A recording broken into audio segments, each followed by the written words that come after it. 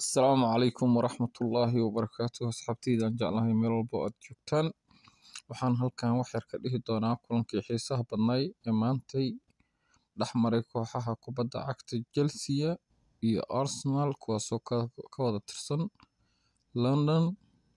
Kulanku wuxuu ahaa kulan aad u xiiso badan oo labada kooxba ay dardar ku soo galeen walow kooxda Chelsea qaybtii hore ee ciyaarta ay aad u fursad fiicneed.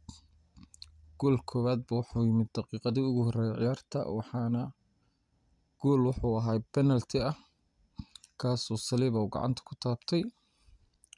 sidoo kale Arsenal waxaa la islahaa kambiyada hore qaybta hore ciyaarta way barajeed doontaa walow aanay u suurtagelin markii laga soo laabtay qaybtii hore ciyaarta waxay Chelsea la timid gool labaad kaasoo fajac ku noqday kooxda kubadda cagta Arsenal oo sanadkan la saadaalinayay inay ku guuleysan karto horyaalka Premier League.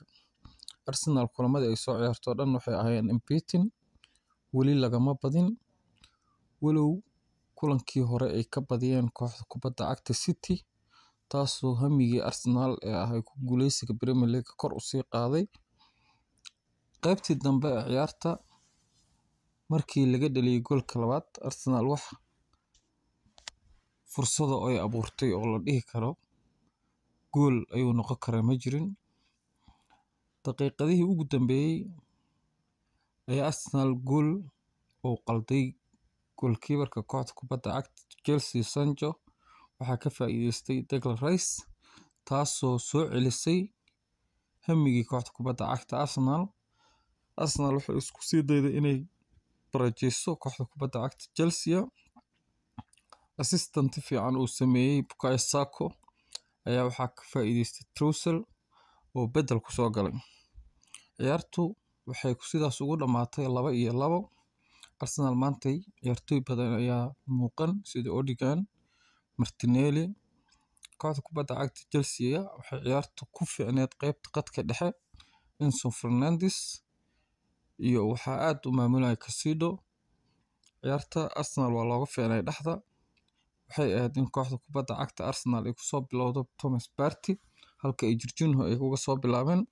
Saka oo Arsenal markastaba ah ninka kaliya oo la dhihi karo kooxda Arsenal way ku tiirsan tahay wuxuu ku ciyaaray dhaawac sidaan wada ogsoonahay kulamadii hore ma ciyaarin sida kulankii City oo kale kulankii xulka qaranka England kulamadii Euro-ga ma ciyaarin. isku soo wada duube Arsenal unbeatenkii waa ilaashatay waxayna hadda rajo u leedahay waxa u dhiman waa kooxo yaryar kooxihii waaweynaa badanaa way soo arkeen sidii Man United, Man City, Chelsea, Tottenham. only Liverpool u dhiman waana arki doonaa Liverpool waxay kala kulanto. intaas waxaan ku soo koobayaa ciyaartii maantay iyo sida aniga ila ahayd. Assalaamu calaykum waraxmatullaahi wabarakaatuh.